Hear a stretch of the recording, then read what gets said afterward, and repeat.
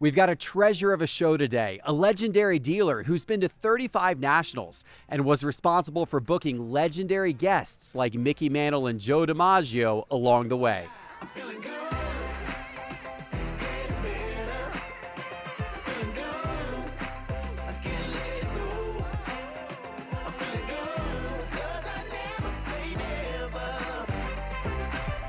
Hello, and here we go. Welcome to another episode of The Geoff Wilson Show. I'm here at the Nashville Card Show Setup Day. The show is being set up behind me, and one of the dealers who's setting up today, like he's done many times before, is Bob Presley of BP Sports.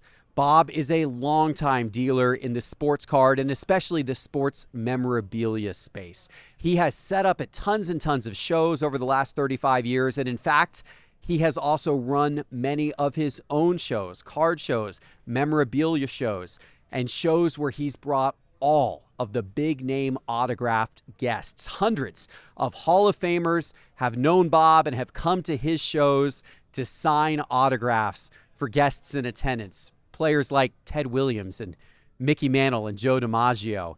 Bob has sat with them, Bob has taken them to dinner, and Bob has helped many collectors connect with them at his shows. As you can imagine, Bob has a lot of great stories to tell. Stories about the National over the years, stories about what it was like having these players autograph items and things they maybe didn't autograph, and stories about the hobby and even thoughts on where the hobby is going in the future. This is a fun episode, a lot to take in today, and I'm excited to welcome Bob and get this going. Hey, Bob, welcome to the show.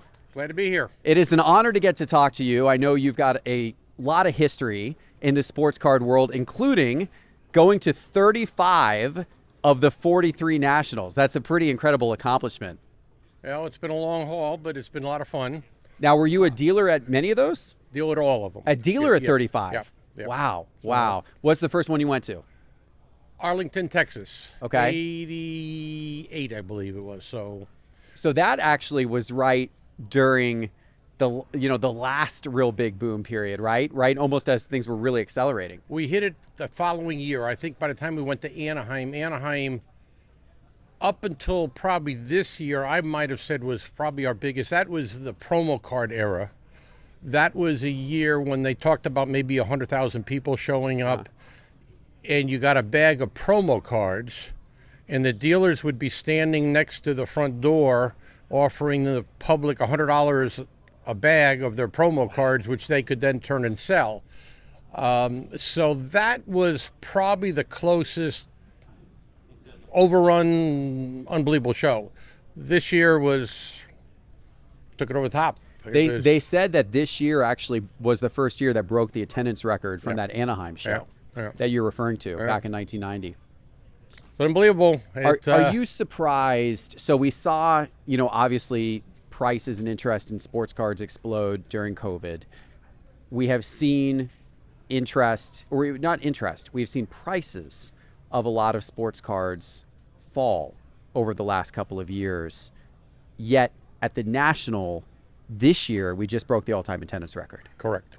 Are you surprised that interest is seemingly growing in an environment where we've had prices now fall consistently? In some ways, yes. I've talked to a lot of people. My thought in explaining all of this is that there's a younger generation that's definitely gotten into collecting a lot more than you go back 30 years, 35 years. I don't want to say it was an old man's collecting hobby, but we collected cards from our childhood. So we went to shows, brought our kids, they tagged along, didn't know that much about what we were looking at, but there was new product out and they had some interest. Now, sports is on television 24 hours a day. You can be in fantasy sports. You can bet on sports. So in a lot of cases, my thoughts are, if I want to call it your generation, the 25 to maybe 45-year-old generation, your investment, your hobbies, you don't want to turn around and collect antiques. You may turn around, coins are an old man's collectible. Do you want to invest in the stock market, or do you want to invest? My stock market could be Kobe Bryant, it could be LeBron James. You know what? I can watch them every night. I can turn around and watch, whether it's Ronald Acuna, whether it's Chipper Jones. Instead of watching a ticket tape, I'm not going to watch the stock exchange for 3 hours every night to watch my Home Depot or such and such, but I can turn around and watch my so-called investment, if that be the case, or I'm in love with the sports team. So 35 years ago, we didn't have sports on television, ESPNs. We also really didn't even have the internet. So what's brought out so much with the internet and eBay, and it's been quite an explosion, and it's really kind of fun and interesting to watch. Yeah, and social media as well, as obviously you get a lot more opportunity now to connect with other collectors, even if you're not physically with other collectors at a card show. You can virtually connect with them 24 hours a day, 7 days a week in a whole variety of ways. You want to sports card content, it's all there. Well, you want to be in the hobby, you want to be a collector. 30 years ago, you had to go to your local store and purchase something, or maybe go to a shop, and that was it. But now, as you mentioned, the internet's sitting out there for you. You can be buying product from a guy in the state of Washington to Hawaii or Japan. So yeah. So I hope obviously it continues. I'm assuming and betting on the interest in cards remaining high and us having many, many great years ahead. But I'm curious to go back through your history, because you started as a dealer, going to the National at least, during the period that it was kind of peaking out, late 80s, early 90s. And then, I imagine you saw attendance actually start to drop at the National as you went through the 1990s, right? Yes. What was it? But you were continuing to be a dealer. Was that your full-time livelihood back then? Yes. I got into it full-time in 1988. Much like most dealers in those first 10 or 20 years at Nationals or whatever, you were a collector turned a hobby into a business. Some people turned it into a part-time business. Some people turned it into a full-time business. So it grew from us being a fan, a collector from a childhood. So that's what's made it so much fun and unique. Now, when I got into it, I also had interest in a lot of autographs and memorabilia.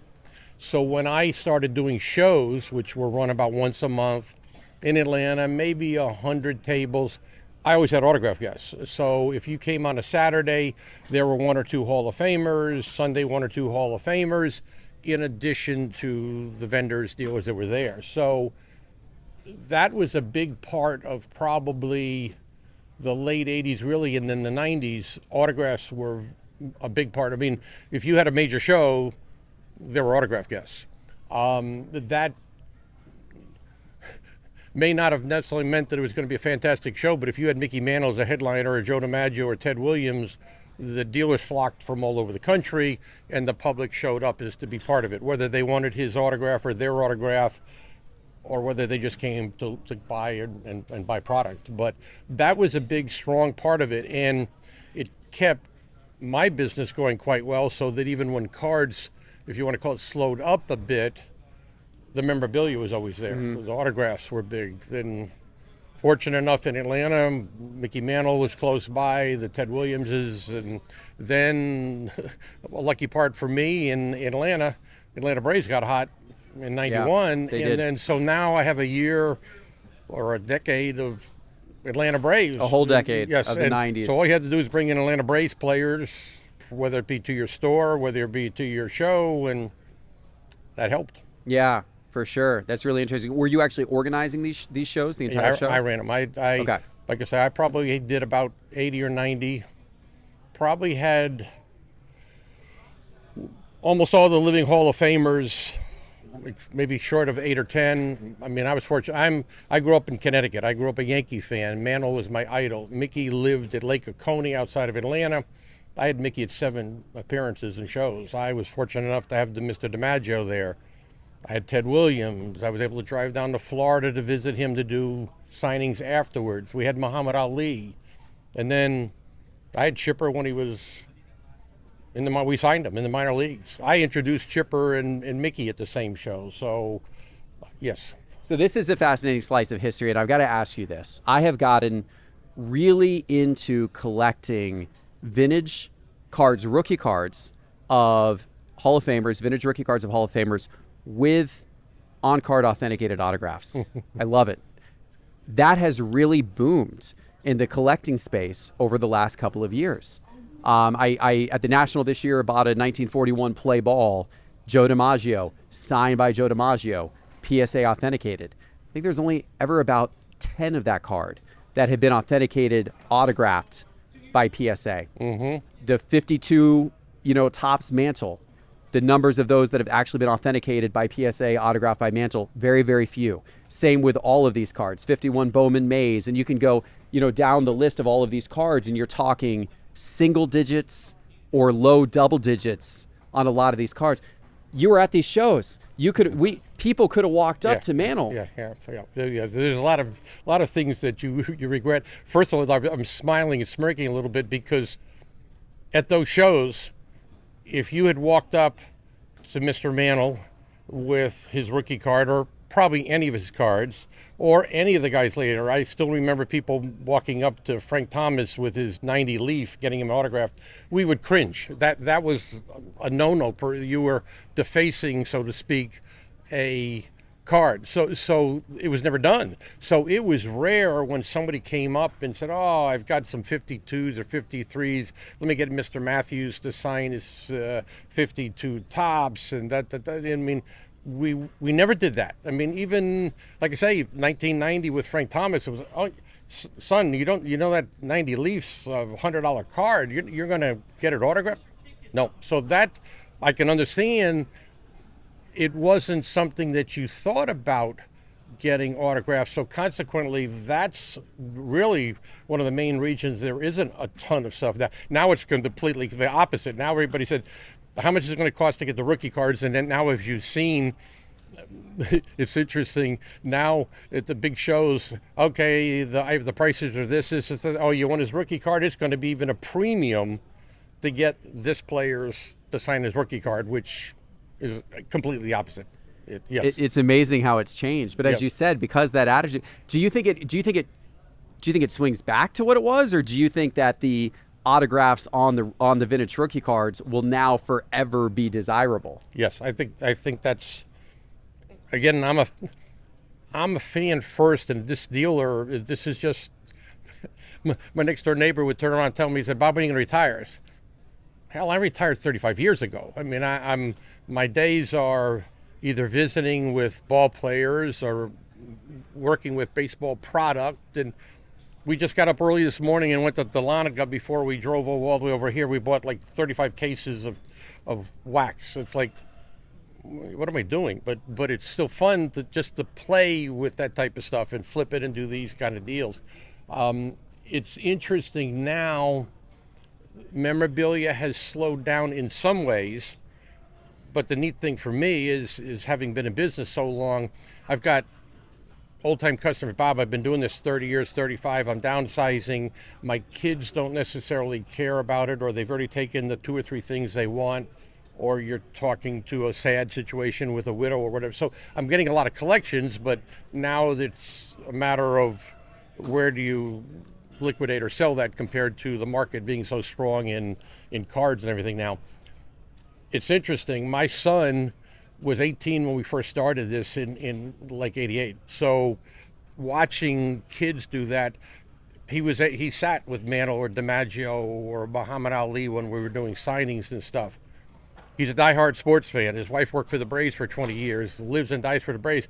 But you don't go to his house and see Mickey Mantle on the wall or Ted Williams, but you might see Mr. Maddox or you might see Chipper. So there's a different generation now, and their heroes are not necessarily their father's heroes or something. So it's interesting to watch that. Now, most collectors will know, okay, he's Mickey Mantle, he's Muhammad Ali, but then you've got, well, he's Sandy Koufax or he's Tom Seaver. So it's interesting to see the switch, the change, and whatever. And of course, now there's such a strong interest in basketball and football.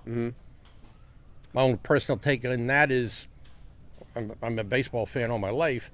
Watching a 1-0 baseball game or 2-1 is great, but I think the younger generation would rather see a softball game, 11-10, and more action. Well, basketball is nonstop, football with play, so there's a lot more going on things like that. So it's interesting. I actually think that, as you said, COVID turned around and brought out a lot. I think the fantasy, the sports that you can be involved in, and buying today's cards with, we called them chase cards years ago or whatever, that you can buy and find a $2,000, $5,000 card, this and that. That's this generation's scratch off or lottery. So instead of going to a gas station and buying lottery tickets and I just got $500, I won 5,000 or 10,000, or that's what I want to buy, I bought a box of cards. Well, I didn't get my $2,000 card, but you know what? I got all those cards that I really love anyway, so I actually have something on top of it. So there's just so much that brings this generation, everybody now, into sports. I'm walking around with Braves memorabilia on and or a hat or something, and old ladies are saying "Go Braves" or whatever. So it's really interesting how sports is so much more in the public than maybe it was years ago. It is true. It's much more accessible today. Sure. Yeah, and that's got to be fueling interest in the whole entire thing. That's that's cool. So you having done this full time since 1988, there had to be some great years. There had to be some, I would imagine, some really lean years you probably went through as well. What stands out to you in terms of, maybe the golden moments and then the not so good moments? Well, first of all, as a diehard baseball fan most of my life, spending the time with some of these Hall of Famer and athletes, because you might have them at a show, that you may take them to dinner or something. So the fact that I can remember some of those memories, or being at a store and my son said, "Dad, there's a guy on the phone and he said he's Mickey Mantle," those type of instances. Buck O'Neill that did the narration on Ken Burns. We had him for dinner, and there might have been 8 or 10 people, 5 couples with the wives, and he was talking. It was like your grandfather was telling you the stories of the old Negro League. So there's things like that you'll always remember. Yeah. My wife is not a big sports fan. She's in real estate. But when she tells the story about, she'll go into looking at a house that maybe she's going to list, and the husband is walking through showing everything. This is my sports room. And she said, "Oh, that's Joe DiMaggio there, and that's Mickey." And he'd say, "Well, how do you know who those are?" "Oh, I went to dinner with Ted, and he loves Peking chicken." And so she just has so much fun. But there's so much kids, women. I mean, it's like I say. My neighbor says, "When are you gonna?" I didn't. Hell, I retired years ago. This is not tough work. We're here. We're having a good time. It is fun. I mean, getting to do your business in cards, you end up with so many cool kind of interactions in those scenarios. And as you said, it's just fun. It's just, what a fun thing to be involved with, right? Yep. Yeah. Show 2 weeks ago in Franklin, they had 7 of the 95 Braves. I had every one of them after we won the World Series for a signing session for stuff. So I got to see, I see Klesko all the time, but David Justice came in. I hadn't seen David in about 10 years, and Rafael Belliard. I mean, it's just, you're reminiscing instead of family. It's almost feels like family with some of those guys. So. Well, look what you're doing. You're in it. You're having living the dream. It's exactly. Absolute blast. But it couldn't have all been good the whole way. Were there any lean times? I know the market's been up and down. I guess I just been fortunate, and if it got a little slow, I always had, and I always felt a lot of in business is having the right connections to move merchandise. So even when things got slow or tight, you always had some place to move your inventory or sell something, a collection or whatever. So I can really say there probably they were slower, but nothing terrible, nothing that came close to putting us out of business, so to speak, or whatever. And if you saw, or you hope to see how the shift is going, so to speak, whether it's now, is it going to be high-end graded cards? Are the vintage cards okay, and they may just increase 10% a year? They're not going to double over year or triple, but they may not go to 50% over year. But you could speculate on the new stuff, and you might double your money over the year. But you dab and play and hope to turn around and guess right. Well, there's a good entrepreneurial lesson in there. It sounds like you avoided down times because you diversified your sales channels. It sounds like you had you had to do some pivots and you had to figure out other ways to move product, and you were able to do that. Yeah, I was fortunate. And in those days, again, you got enough connections with your shows. Of course, there wasn't social media, so you didn't push a button and email everybody when you did a show. I can still remember mailing out like 8,000 postcards for our flyer. That's how you advertise your show. Or you wanted Sports Collectors Digest or something like that. Couldn't just post it to Instagram back then, huh? And then you paid money for stuff. You had to have somebody work on it. Now you turn around, type it up, and bing, and there you have it. And so, it's been an enjoyable ride, and I just want to keep doing it. It's we're here having fun. I'll be visiting with old friends and buddies, and that's awesome. What's the coolest piece of memorabilia that you have ever held? Oh gosh. Well, there has been a number of Babe Ruth baseballs that have come and gone.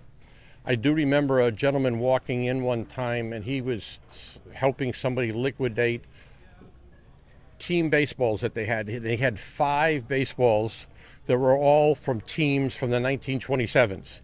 And even though he had the 27 Yankees, he had the 27 Philadelphia Athletics, which even had the Ty Cobbs were over there, and Simmons and whatever. And I remember working on that, and then there was the Red Sox, which were nobody at 27, but it was fun dealing and working on stuff like that. Probably Muhammad Ali, did a lot of autographs with him and boxing gloves and a lot of unique pieces that we got done. Just the experiences with some of them, game used equipment. I still remember somebody calling me one time from Alabama, and their relatives had a cleaning business in New Jersey, and they inherited this uniform that they believe was Lou Gehrig's. And I remember calling Leland's and getting in touch with Leland's and setting that up. And Leland's bought the Lou Gehrig jerseys, and I was part of that. And yes. Is there a piece of memorabilia along the way that you sold that you now regret selling and wish that you had kept for your own personal collection? There's not just one. There's many of those that over the years. In '88, I told you my son was 18. He's over doing the shows, and in those days it was baseball. Basketball and football cards had not quite taken off. Matter of fact, when a lot of the vendors would come in with wax boxes that we call wax boxes they sold, a lot of times the football and basketball would have X's through them, which meant that they had gone back to the manufacturers, to Topps. They gave a refund on them, and they'd sell them back to the guys for next to nothing. He said, "Dad, tell these guys to bring football and basketball cards in." 1986 Fleer basketball, $35 a box. He'd buy up the 2 or 3 boxes these guys would bring, because they wouldn't bring any more because they never thought they'd sell this stuff. He'd be selling Jordan rookies for $20 a piece, and said, "Bob, your son's crazy. Those are $10 rookie cards. He's trying to get $20 for the darn things." And so you saw so much of that stuff that just, as we know, I mean, used to hear about stories of guys bringing in a case of 86 Fleer to the National. Talking about Anaheim, guys would bring him in supposedly, and then 90, 91 to the National. They had a case. They'd bring him for $100,000. They'd sell each year. Mom and pop that kept it each year. That was their way of making some money every year. They'd bring in one case and sell it. As we know, how much is it worth now? When Bob said, I was just talking to me the other day, he said, "Yeah, Dad, those sets were only like 180 cards. I could tell you there's an average 3 Jordan rookies. I could tell you in the box where every one of them is going to be in which pack. And yep, they're just game used equipment. And Is there an interesting lesson here? Because through this conversation, you've mentioned a couple of things that, if we rewind, 30 years ago, had no value to collectors. You mentioned 86 Fleer as an example, right? Basketball. And then we talked earlier about, vintage on-card autographs. Like that would destroy a card. Yes. Autographing a vintage card is worthless. Today, yep. as we know, 86 Fleer basketball, unbelievably valuable to have a sealed box of that.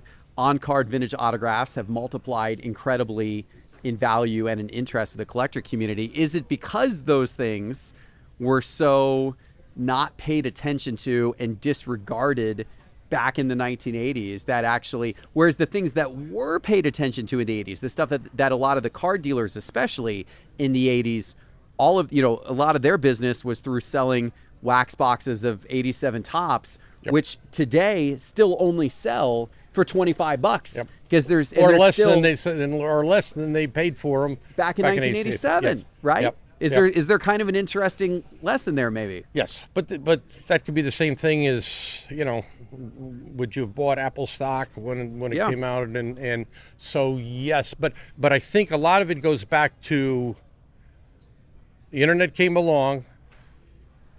People all over the world could buy and sell and have product in front of them. Sports did what we were just talking about, that ESPN was born and they were nothing to start with. So now sports is a big part of, you'd be lucky if you could catch a game once a week. They used to talk about game of the week on TV in the 50s and 60s. Now you might be able to watch 3 or 4 games every night, whether it's basketball, football. So it's so much more accessible and in front of you all the time that it's there. And so I don't think the chance of there being a lull like there might have been back in the 90s at one time, I don't think that's there. Now, whether it's going to switch in, well, that's what we all have to guess at. Well, is everybody going to would I rather get back into baseball? Would I not want to spend as much money on graded cards? Do I want autograph graded cards? Mm-hmm. So obviously that's the next. Yeah, what is the thing that people are kind of ignoring or devaluing today Yep. that 30 years from now? I have a guess as to what I think it is. Well, we probably all do. But I had a guy that was a sports writer back in the early 90s. That was also heavy duty in the collect. He was heavy duty in football, even ahead of his time. But he said, "You know what, Bob? You want to walk around a show in the 90s? Follow a 16-year-old or 14-year-old, see what he's buying, because that's the future." And those guys were buying football and basketball at that time. So now looking back on it, that's what. But he said, "You want to get an idea of what the future is? You want to see what the kids are buying, see what their younger generations putting their money in." And that somewhat plays into my prediction. Mm-hmm. My guess is soccer cards. Oh. My guess is 30 years from now, you're going to see soccer cards with a massive presence at card shows and a massive importance to collectors. Now, there's still, if you look at kids today, I'd say football is one. Football is still, number one for, I'd say, for kids based on what I've seen. But soccer is, there are definitely factions of kids who heavily collect soccer cards because it's the sport that they're playing, and it's the sport that they're seeing much more now, in part because of the availability of the game. You can watch Premier League games, you can watch La Liga and these different European things, and we got the World Cup coming here to the United States in 3 Yep. years. And I think that could kind of change the trajectory of soccer in America. You've obviously got MLS and everything, which is built up. Now we got Messi here, right? Yep. My guess is that the little bit of interaction I've had with Europeans, and we talk about that, who are fanatical soccer fans, but in a lot of cases they're not collectors per se. That they don't like. They have annoying. You guys collect autographs of players? Yeah, I mean, I'd love to meet my soccer fan player, but they don't understand. You collect autographs of them, or maybe even cards. So if that whole market could be turned on to the collecting industry, Right. in addition to obviously the States, And then the only thing else with the States are, for years, everybody took their kids played soccer because it's a little bit easier. They're not going to get beat up in football, this and that. And then they went to kind of high school, and there was a little bit. They went to college, and there was like really no soccer or little. So it faded away. So if soccer would ever take the next step and become a big college sport, and then those kids could follow it all the way. So they've lost a little bit there, but you're exactly right that I think everything now, because it's being thrown out there, Europeans that we're involved in it, this and that, but that would help. Yeah. And my prediction is not as much based upon it exploding in Europe, because I don't know if culturally that will change or not. My prediction is just more based upon, if you look at the demographics of what people in America call their favorite sport, 10 or 15 years ago, 1% of Americans said soccer was their favorite sport. The most recent time they did this survey, which was, I think 3 or 4 years ago, soccer was up to like 8%. It has gone from like 1% to 8% over the last 20 years in terms of Americans identifying it as their favorite sport. And I believe that number is going to continue to rise over the course of time. And so I'm more thinking from that angle. But you're right, there's also deficiencies. One of the deficiencies is, in college sports, soccer is not a big thing. Everyone goes to college and they watch college football teams. They don't watch college soccer teams. But then again, we also didn't have any professional soccer in America 20 years ago, and now we've got MLS, and now MLS has Messi. It's become a really big deal, right? Yes. So it's possible. It's possible that we'll see greater college around that as well. Well, you see the NFL trying to go to Europe. Yeah. To gain some interest there, to get to, whether it be fans, whether it be TV, whether or not that will help them just become fans in general, and whether they'll become more fanatical soccer collecting fans, because that's a whole nother market over there, possibly. But yes, I think and we're getting so many more, whether it's Latin American people here, whether it's European people here that have grown up with soccer more so than we have, that yes, then now now we have to turn around and talk them into collectors and things like that with their buddies and friends and neighbors. So, and we'll see. Yeah. And we'll see, but you never know, right? You never know what the thing's going to be 30 years from now. It's just a guess. And 30 years ago, if I had sat here and told you, hey, 30 years from now, on-card autographs on vintage cards are going to be really popular, and 86 Fleer basketball is going to be really popular. If I'd sat here in this conversation 30 years ago and told you that, you probably would have said you're nuts. If you had walked up with Mickey Mantle with a bunch of his cards, we would have looked at you and said, wait a minute, do you really want to, let's have a talk for just a second. You want to think about it, which, by the way, his autographs in those days, I don't think 7 shows, I don't think I ever charged more than $45 for his autographs. So... And now Peyton Manning, I think, is in Chicago, and he may be somewhere between $350 and $500. Joe DiMaggio, the first show I had him at, I think it was $15, and it was $20 on baseballs. And guys said, "What is he, crazy? Mm-hmm. You're going to charge $20 for his autograph on a baseball?" So, 1988. Different time. Oh yeah. So what are you up to these days? You're still. We're here at the Nashville Card Show. Yep. You're set up over there. Yep. Are you still doing a lot of card shows? You're still doing everything full time? Yes. I after having a store for 28 years, I moved into an antique mall with the idea that I could put things out, price them, and come in once a week. Well, of course, COVID hit. We were closed. And we opened up, and the floodgates opened up. So now I'm in there most 10 to 2 most days, usually looking at collections. I travel to about 5 or 6 big shows.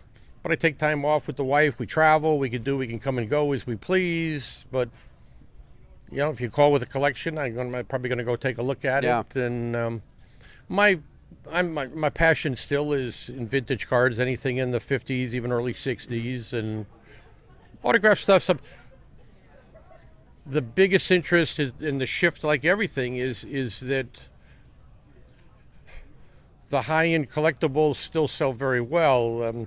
I hate to call any Hall of Famer a second tier or whatever, but there's less interest in somebody that's not a superstar Hall of Famer. And whether we run into the same thing with cards or something like that. Now, the days of set builders, guys, there used to be 30, 40 guys that would have cards out from all the comments from the 50s, 60s, and 70s. That's not it. Now I'm collecting only Hank Aaron's. I'm collecting Mantles and this and that. So there's a little bit of a shift there where they just want star cards and interest. But that's the fun part about guessing this and. It is. It's been fun to watch. Of the baseball players playing today, who do you think has the most collectible star potential 30 years from now? Is it an Ohtani? Is it an Acuna? Is it a Trout? Is it somebody else? Well, that's what's so interesting, because you could pick those players, but if their career ends after 5 years, they will be like some of the other players that. Even if you put like a Don Mattingly or Dwight Gooden, was he going to be Tom Seaver? Mm-hmm. So, but yes, you're probably picking. I'd probably pick position players. We need them to put in 20 years, and I don't. I'm kind of odd with pitching. Trout. If Trout was in New York, L.A. or Chicago, L.A. Dodgers or Chicago, he'd probably be like a Mickey Mantle or whatever. So, but yes, those are probably the players. It's kind of fun and I'm right there with the Atlanta Braves. So, what I see with Acuna, what he does, but he just got to take care of himself. He's got to be healthy, and the same thing with football players. Who's going to turn around and be able to turn around and put in 15 good years. Yeah. And that's and probably the other part of it is the fact that they're making so much money. Do they not need to put in 20 years of a sport? Can they put in 10 years and say, this is just not worth it anymore, or I want to spend time with my family, or I want to do something else and have a happy life, but not have the numbers that put them in whatever category we want them at. Yeah, it's going to be interesting to see what the future holds for all of these players. And, one lesson that I've learned, and I'm sure many people watching have learned, and you've seen as well, is, the guys who are hot and relevant today only, I think for each generation, you only have a small group of athletes who actually hold up to the test of time, right? And today there's, 10 or 12 NFL quarterbacks, probably even more than that, really, who's are like desirable cards people are really, really chasing after. Yep. And in reality, as we look back 30 years from now, there's only a couple of those quarterbacks whose cards and memorabilia are probably still going to have a ton of collectible value, right? And so, yes. Yeah, it's you may have seen it all on a year-to-year basis now. Yeah. From this year compared to last year to yes. Yeah. Yep. Yeah, it changes frequently. That's a tougher sport, so to speak. That I guess if you're picking stars, a sport, possibly your soccer, and stay with stars that they could be more consistent. The same thing with your superstars, maybe in baseball, would they be more consistent? Where football can be up and down because you get so much of a team sport, can they take you down or not help you become the superstar that the opposite could happen? Look at Namath. He turned around to one fantastic game, and he is what he is in a major city also. All right, Bob, so I want to wrap up with this. At the very beginning of the interview, I asked you how many nationals you've gone to. You've gone to 35 different nationals, the vast majority of them, right? Yep. Favorite moment along the way across the 35 different nationals? Which one did you enjoy the most, had the best moment at, and why? Well, it almost could be moment to moment. That maybe this last one could have been the best.